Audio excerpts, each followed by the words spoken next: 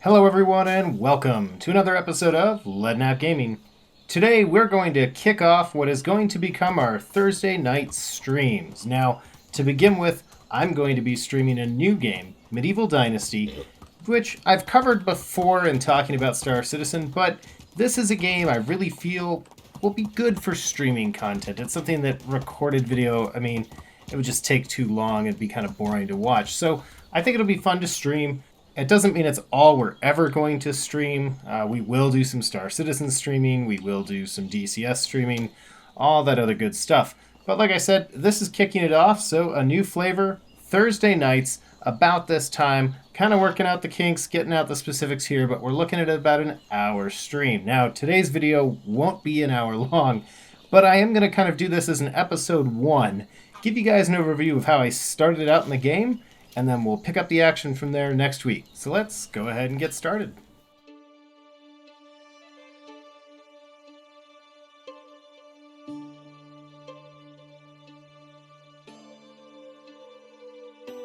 I used to have a simple life. Whatever needed doing round the farm, I'd do it. Being the eldest son, it's tough. But at least we had a living, and our plates were never empty. Then, the war came. I lost everything overnight. The last thing I remember is Father pushing me away, yelling for me to run, to live. At first, I didn't know what to do. Then, I remembered. A story my mother once told me. A story about my uncle, Jordan. He made a modest fortune up north, in a peaceful valley far away from the war. For weeks I held on to that thought, until the valley from my mother's stories. I could see it. This is where I can start a new life.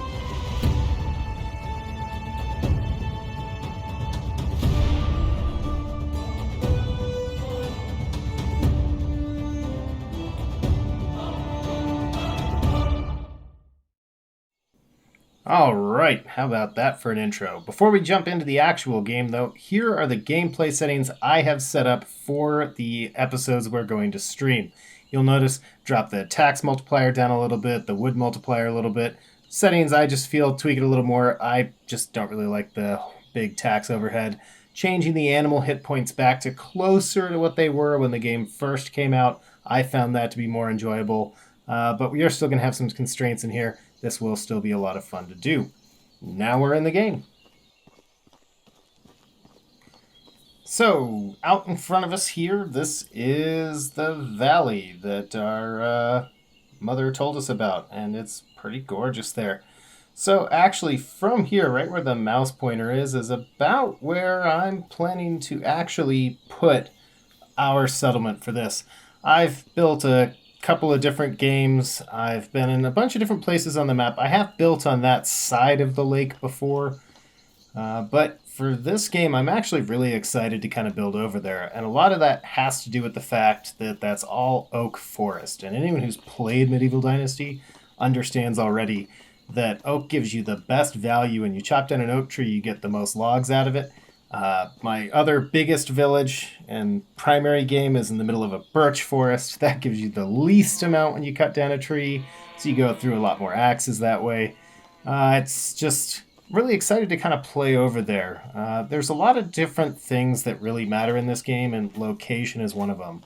Now, we are going to skip around a little in this town. I'm not going to go through the part with the Castilian, just because it's not, we're going to spend a lot of time in this village as this game goes on, and I don't want to ruin the game for you guys to go ahead and read through. So let's go ahead on. We stop in here, we find out our uncle is dead, but that we can settle anywhere in the valley, so we're going to go ahead and do that. But before we leave town, we're going to do one important step. And that one thing we are going to do is talk to Sabora here. Now, for those that don't know, you are trying to build a dynasty, and that means finding a wife and having some offspring. So it's day one. We're you only get so many chances to flirt in a day. Ooh, don't want to punch. So you only get so many chances to flirt in a day. And what that means is that every chance we get to improve our reputation with any of the women in this game, we want to go ahead and take. I'm including this because this is the best interaction I've ever had on day one. You can see we're hitting 60. You have to actually decide which of these prompts works best with the kind of person they are. Different people, based on their profession, care about different things. So, like if I ask her about the weather, we could lose approval. And we have to get above 70% to even begin flirting. And there's a quest line later on that requires us to flirt that's going to unlock a lot of buildings for us. So it's really important. We hit 80. This is huge. That means that all we have to do when we get that quest next season is come back and flirt with her, and we're pretty much done. We just have to do some missions too. But all right, let's get on to finding our settlement. So we've been scouting around for a while now. I cut down some trees. Here I am making some spears because, as you can see in front of me, we got some hogs. Now, this is about the area that we want to build our settlement. As you can see here on this map, we are on the other side of the lake, and we've got really good location to these two villages. And that means easy selling and a lot of opportunity for us to find future villagers. So those are both important things. What I also like about this location, I already talked about the wood. You see all the oak around us. That's going to be really handy really early on in the game as well. We've got a good source of food, right? These hogs are an excellent source of food. And you can see here how I got the animal hit points. 2 spears to the head on a hog. I feel like that's pretty good, right? So we've got a good source of food, good source of leather as well. So early on gameplay, this is going to be us. And we have to do all this stuff. So that's kind of why I'm liking this spot.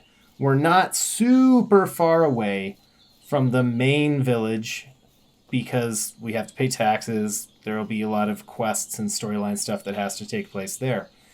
I also like this spot because we've got the marsh to our north, which when you come up away from the lake and you get near a lot of other good resources, water, as we just saw, becomes an issue. You start getting thirsty, and until you can stat down your thirst, you're going to need to make regular trips. That's kind of why I picked this general area. The other thing this area has is that we're close to rocks and a mine location, which is going to be huge in later gameplay. So, we've decided we've killed these hogs, we're going to harvest out some leather and more importantly some meat. That's going to give us a little sustenance here. And our immediate job is going to be building our house. Now, where we build our house today doesn't have to be where we build our settlement in the future, but I prefer to kind of all-in-one it. It doesn't make too much sense to me to move it on. So, I wanted to find a location as well that had some flat areas for farming, which this is where I placed the house. Right next to the hill I killed those hogs on, hence the name of our settlement, Hogs Hill. And right on the back side of that is where those wide open fields are going to be for me to plant all of my crops.